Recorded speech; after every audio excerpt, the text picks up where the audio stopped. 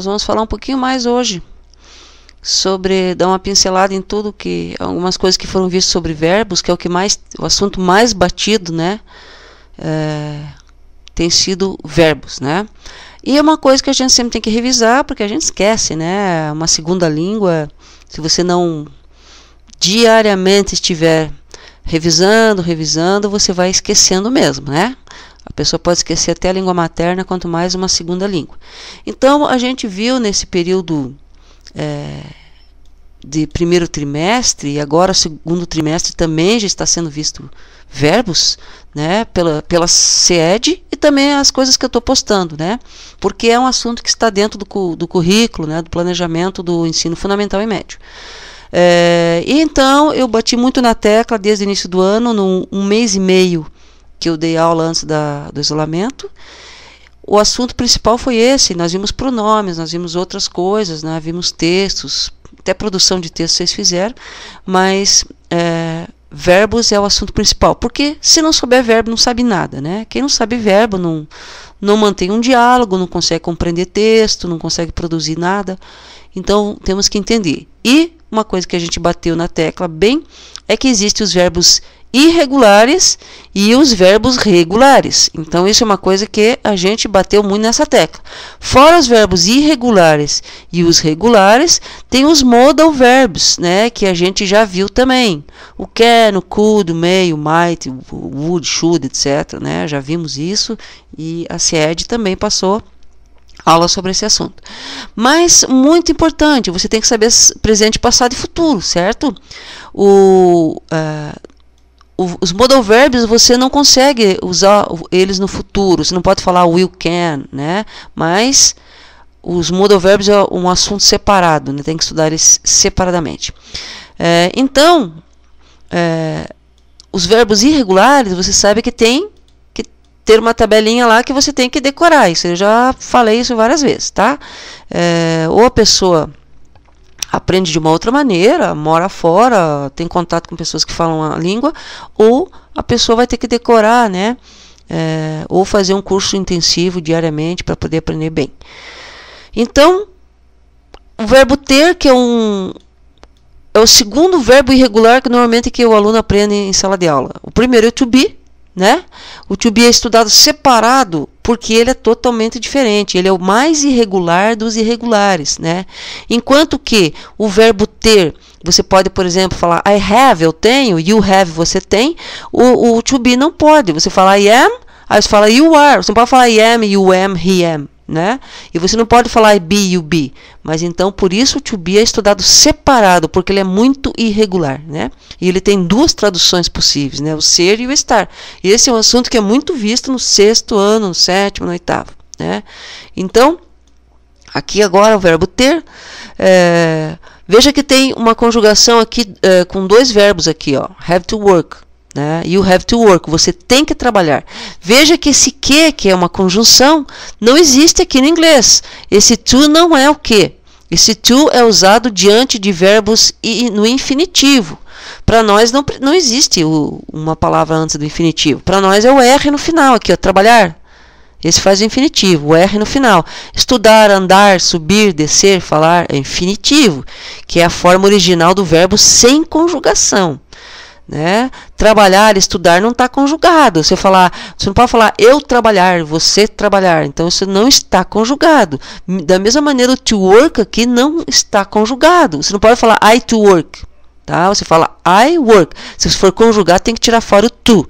O to, a princípio, seria para, mas junto com o verbo no infinitivo, ele não traduz como para, certo? Então está aqui um tempo presente, simple present aqui, have. Tá? You have, você tem. Acrescentando um verbo logo depois, to work, você tem que trabalhar. Como que é o passado de have? É had. Você sabe que a terceira pessoa do tempo presente, você já aprendeu com ele e ela, he é has. Tá? Mas aqui nós vamos fazer a segunda, que é mais fácil fazer a segunda aqui para explicar. Passado de have had, está na tabelinha. Ah, por que que é assim? É porque é assim, não tem explicação, né? Da mesma maneira que cadeira chama cadeira e mesa chama mesa, ninguém explica isso, chama assim porque sim. Tá? Então pergunta, por que que é had? Porque sim. tá? Então você fala assim, you had to work, você teve que trabalhar, ou você pode traduzir como você tinha que trabalhar, certo? Então, vimos presente, passado, tá? Então, se eu falar yesterday I had to work, ontem eu tive que trabalhar, tá? Hoje eu tenho que trabalhar, today I have to work, tá? Agora, como que é o futuro? Você vai usar um auxiliarzinho bonitinho, que serve até para nome de pessoa, que é o will, né? Então, esse will você coloca antes do verbo, ele vai traduzir como o verbo conjugado no futuro simples. Não é o futuro imediato. Mas o que é isso, professora? É que no Brasil a gente não usa, então por isso as pessoas não entendem. Porque você não diz assim, ó, eu sairei hoje à tarde. Você não fala. Você fala, eu vou sair. Você faz essa conjugação de baixo aqui, que é o futuro imediato. Mas aqui, você terá, tá? Você vai usar o will. O português e Portugal, eles usam muito essa conjugação do futuro simples. Eu terei que fazer, eu sairei, eu estudarei, certo? Nós no Brasil não usamos, a gente só usa em texto ou numa situação muito formal, né? Certo? Então aqui o will have, em inglês usa muito. Você vai ver apóstrofo LL aqui, né? Eles tiram fora aqui essa parte do WI e você vai ver o apóstrofo, né? Aquela tracinho mais o LL, então você sabe que é o futuro, tá? Então, you will have, você terá. You will have to work, você terá que trabalhar. Outro futuro muito usado, que você usa o to be mais o going, mais o verbo no infinitivo, mais o que você quiser. Então aqui vai ficar, a fórmula é verbo to be, mais going, mais um verbo qualquer com o to, tá? Então, you're going to have to work, você vai ter que trabalhar. Então, esse are going, você não vai traduzir como está indo, você vai traduzir como vai, tá? E uma forma muito informal e com defeito, na verdade, a lei do menor esforço, né? Falar rápido, é you're gonna. Então, se você vê gonna, tá? Você sabe que é o going. Então, fala you're gonna have, daí você tira fora esse to aqui, ó, e fica you're gonna have to work, em vez de you are going to have to work, tá? Então, você vai ter que trabalhar. Então, essa é uma conjugação muito usada também. São dois tipos de futuro, esses dois aqui, que é o futuro simples com will e o futuro imediato, immediate future, com going, tá? E como que acontece com o verbo regular? Então, aqui nós vimos com o verbo irregular, que é o have, tá? Verbo regular, tá? E o work, você trabalha. E worked acrescenta o ed no passado, lembra disso, tá? Então, você tem que saber quais são os verbos regulares, você tem que decorar quais são. Aí, você sabe que o passado deles faz com ed, diferente do ter aqui, que não é ed. O verbo ter, to have, passado, had, tá? Tem que saber na tabelinha também. E aqui é com ed. Então, fala you worked, você trabalhou ou você trabalhava. Como que faz a pergunta disso? Você usa o do. Se for no tempo presente, você vai usar o do aqui, como auxiliar da pergunta. Então, no inglês, sempre alguma coisa pula para frente na hora de perguntar, tá? Ou é o próprio verbo ou é um auxiliar. No caso aqui, a maioria dos verbos usa o auxiliar. Então, você vai falar do you work? Você trabalha? A tradução é a mesma. E se for passado, qual auxiliar? Did. Tá? Se for segunda pessoa, lembra que nós já vimos, se for com ele ou ela, he, você vai falar does. Does he work? Does she work? Lembra? Então, aqui, o did é auxiliar do passado para qualquer pessoa. You worked? Você trabalhou. Did you work? Você trabalhou? Tá? E se for no futuro? Tá? You will work? Você trabalhará? Pergunta. Will you work? Você põe o will na frente. Tá?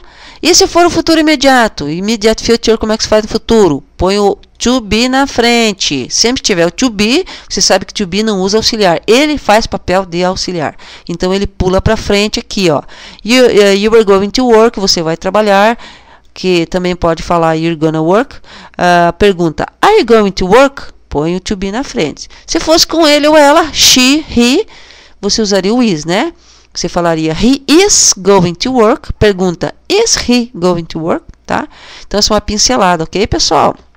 E aqui um pequeno texto para a gente ver. Eu vou colocar esse texto no exercício depois dessa aula. Eu vou fazer o exercício com esse texto aqui, com o exercício valendo nota, tá, pessoal? Então, aqui, vamos ver o texto aqui. In the past, people consumed less and polluted the environment much less. Vamos ver a tradução? No passado, as pessoas consumiam menos e poluíam o meio ambiente muito menos. Aqui, nowadays, é um advérbio que significa hoje em dia, tá? Nowadays, people consume too much, buy too much, eat more, are more stressed, have more psychological and heart diseases. Então, hoje em dia as pessoas consomem muito, demais, né? Too much é muito, demais. Compram muito, comem mais, são mais estressadas, têm mais... aqui tá, veja só que a gente vai ter que trazer de trás para frente, que diseases é doenças. Então, tem mais doenças do coração e psicológicas, psychological. Então, tem mais doenças do coração e psicológicas. Precisely because of this constant need for consumption. Então, precisamente, quer dizer, necessariamente por causa dessa constante necessidade de consumo. You work harder to buy more. Você trabalha mais para comprar mais. Então, você trabalha mais duro, que seria trabalhar mais, né? Para comprar mais. It's believed that in the near future, people will have to consume less, so that humanity does not perish due to this exaggerated consumption. Então, acredita-se que no futuro próximo as pessoas terão que consumir menos para que a humanidade não pereça devido a esse consumo exagerado, ok? Então, isso aqui é um texto que eu estou aqui passando de primeira mão para vocês, que logo mais a gente vai trabalhar com esse texto em um exercício, ok, pessoal? Então, até mais, vamos adiante.